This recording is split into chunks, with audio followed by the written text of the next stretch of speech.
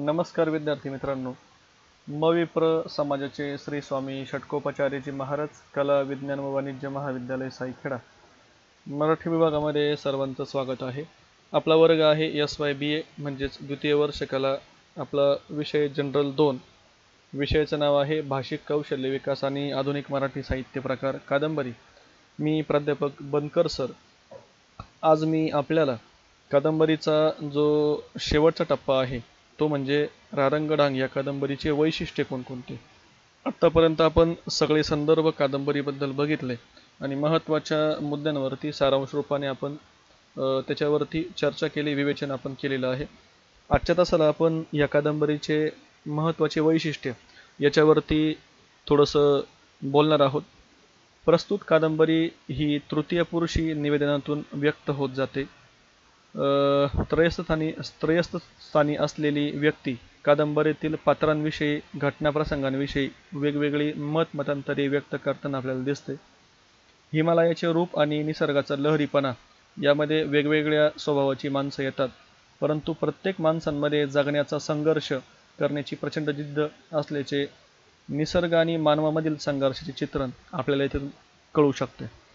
झगड्याचे चित्रण म्हणजे निसर्ग आणि माणूस यांच्यातील झगड्याचे चित्रण कादंबरी एक चांगल्या प्रकारे करते. एखाद्या चित्रपटाच्या कथेप्रमाणे ही सर्व कादंबरी आपल्याला वाचताना ती हृदयस्पर्शी वाटते. त्याच्यामध्ये असलेले हृदयस्पर्शी संवाद, घटनाप्रसंग, रुबाब दाखवणारे अधिकारी यांचे जिवंत चित्रण व्यक्त केल्याचे आपल्याला जाणवते. मानवाचा जीवनाकडे बघण्याचा संघर्षमय दृष्टिकोन या कादंबरीच्या पानापानामध्ये जाणवतो. हिंदी, मराठी, इंग्रजी या तिन्ही भाषांचा त्रिवेणी संगम कादंबरीचे महत्त्वाचे भाषाविशेष मानता येईल. प्रत्येक व्यक्तीच्या जीवनाचा संघर्षमय पट, दुर्मिळता, कमालीची गरिबी, अपार कष्ट यातून जीवनाची लागलेली आस अशा माणसांच्या कथा कादंबरीत गुरफटलेल्या आहेत.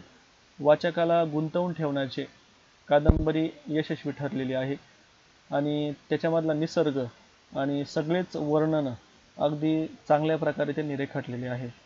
संवाद जे आहे त्याच्यामध्ये एक खटकेबाजपणा आहे. नंतर ज्या घटना तिथं घडतात किंवा लँडस्लायडिंग असेल, दगड कोसळणं असेल किंवा काही एखाद्या माणसाचा मृत्यू असेल, तर ह्या सगळ्या घटना आहेत तर त्या माणसाला किंवा मानवी मनाला हादरून सोडतात. सैन्यामधील विविध शब्दांचा वापर कादंबरीकाराने या ठिकाणी केलेला असून अधिकाऱ्यांच्या शिस्तप्रियतेचे आणि अधिकाऱ्या वर्गाचे वास्तव चित्रण कादंबरीमध्ये केलेले आहे. शिस्त, नियम, अधिकार ह्यामध्ये मानवी संवेदना, भावना यांना कोणताच अर्थ नाही किंवा स्थान नाही आहे असं एक भयानक वास्तव कादंबरी वाचताना वाचकाच्या डोळ्यासमोर उभं राहतं. असे असले तरी छोटी छोटी वाक्यरचना आणि संवादाच्या कौशल्यातून वाचकाला गुंतून ठेवण्यासाठी कादंबरी यशस्वी ठरलं असं आपण म्हणू शकतो. रारंगढांग ही कादंबरी मराठी कादंबरीतील एक अभावानेच आलेले जे हिमालय आणि तेथील माणसं, निसर्ग, संस्कृती, आचार, विचार यांचं एक दर्शन घडवणारी कादंबरी आहे. दुसऱ्या बाजूला तेथील माणसांना जगण्याशी असणारा संघर्ष, तेथील सैन्यदल ज्या पद्धतीने रस्ते तयार करण्याचे काम करते, त्यांच्या कामाची पद्धत, त्यांच्यासमोरील आव्हाने, सैन्याच्या शिस्तीत माणसांची होणारी पिळवणूक आणि सैन्य दलातील अधिकारी त्यांची काम करून घेण्याची वृत्ती या सर्वांचे जसे आपल्याला कादंबरी वाचताना दर्शन घडते, तसेच ही कादंबरी वाचताना एक व्यक्ती मात्र शेवटपर्यंत आपल्या मनामध्ये घर करते. आणि ती व्यक्ती म्हणजे कोण, तर सगळ्यांनाच माहिती आहे, विश्वनाथ म्हणून ती व्यक्ती आहे. विश्वनाथ हा 3 वर्षांसाठी बॉर्डर रोड ऑर्गनायझेशनमध्ये दाखल झालेला असतो. त्याची कामं करण्याची पद्धत, विचार करण्याची पद्धत, एकमेकांना समजून घेण्याची वृत्ती आणि नैतिक मूल्य, विवेक यांचं असणारं त्याच्या जीवनामधील स्थान हे सर्व आपण पाहिल्यावर आपल्या एक लक्षात येतं की मानवी जीवनामध्ये माणसाचे स्वतंत्र नैतिक मूल्य आणि त्याला त्याच्या स्वतंत्र विचाराने काम करून देण्यासाठीचे व्यवस्थेचे पाठबळ या सर्व बाबींना विशेष महत्त्व असते. किंबहुना व्यक्तीचे मूल्यमापन करताना याच गोष्टी आपल्याला केंद्रस्थानी ठेवाव्या लागतात. आणि म्हणूनच रारंगढांग ही कादंबरी आपल्याला अशाच मानवी जीवनातील नैतिक मूल्यांची शिकवण देते.